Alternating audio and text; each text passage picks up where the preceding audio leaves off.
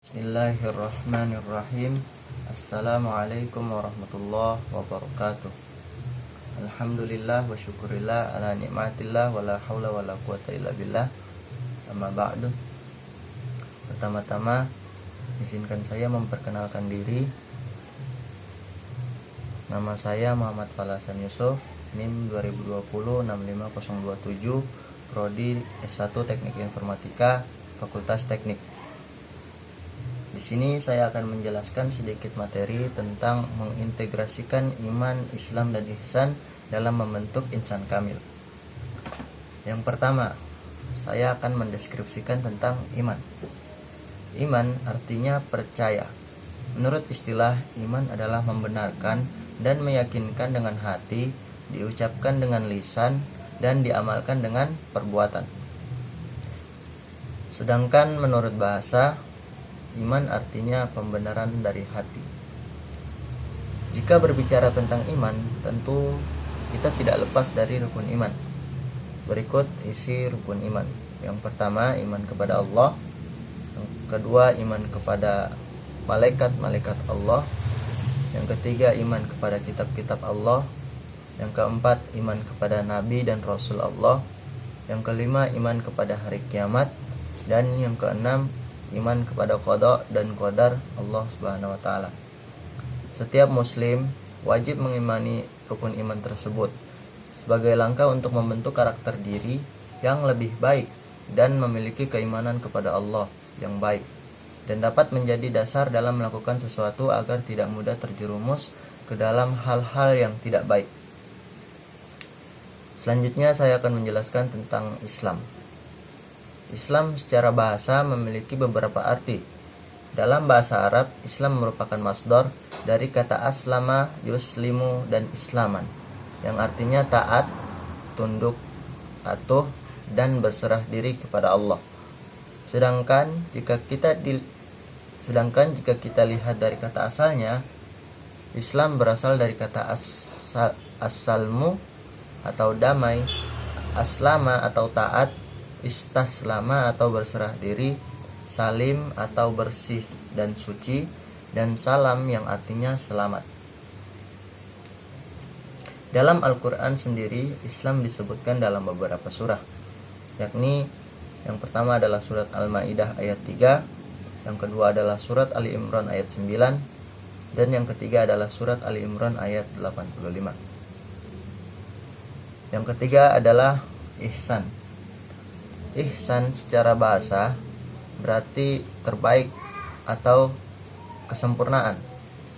Adapun pengertian ihsan secara istilah adalah sikap mental seorang hamba yang menyembah Allah Subhanahu wa taala seolah-olah Allah melihat dirinya langsung. Jikalaupun ia tak bisa membayangkan melihat Allah Subhanahu wa taala, maka ia membayangkan Allah Subhanahu wa taala mengawasi semua amal perbuatan yang ia lakukan. Ihsan bersama dengan Islam disebut sebagai risalah atau trilogi dalam syariat agama Islam, sebab ketiganya memang adalah pokok-pokok dari ajaran agama Islam. Iman, Islam, dan ihsan ini juga sering disebut dengan akidah, ibadah, dan akhlak. Ihsan adalah kesempurnaan iman, dan Islam seorang hamba yang terlihat dari keyakinan dan pengamalan keyakinan yang juga sempurna. Mereka yang mengamalkan ihsan ini disebut dengan muhsin. Adapun mereka yang memiliki keimanan disebut mukmin, dan mereka yang melaksanakan dan memeluk Islam disebut dengan muslim. Selanjutnya adalah insan kamil. Insan kamil merupakan tipe manusia ideal yang dikehendaki oleh Allah Subhanahu wa taala. Hal ini disebabkan jika tidak memiliki insan kamil, maka manusia itu adalah monster bertubuh manusia. Hanyalah sebuah monster yang bertubuh manusia. Insan kamil secara harfiah dapat diartikan sebagai manusia yang sempurna. Sedangkan secara istilah insan kamil bermakna sebagai manusia yang sempurna secara sifat, bukan fisik. Ciri-ciri insan kamil pun dapat dikenali lebih jauh Terdapat beberapa ciri yang dapat dilihat dari insan kamil. Yang pertama adalah berfungsi akalnya secara optimal, yakni akal yang berfungsi itu dapat mengetahui segala perbuatan baik seperti adil, jujur, berakhlak sesuai dengan esensinya, dan merasa wajib melakukan itu. Yang kedua adalah berfungsi intuisinya. Intuisi dalam pandangan Ibnu Sina disebut jiwa manusia. Menurutnya, jika yang berpengaruh dalam diri manusia adalah jiwa manusianya, maka orang itu hampir menyerupai malaikat dan mendekati kesempurnaan. Dan yang ketiga, selanjutnya, mampu menciptakan budaya sebagai bentuk pengamalan dari berbagai potensi yang terdapat pada dirinya sebagai insan. Manusia yang sempurna adalah manusia yang mampu mendayagunakan seluruh potensi rohanianya secara optimal. Selanjutnya yang keempat adalah menghiasi diri dengan sifat ketuhanan. Manusia termasuk makhluk yang mempunyai naluri ketuhanan atau fitrah. Maka ia cenderung kepada hal-hal yang berasal dari Tuhannya dan mengimaninya.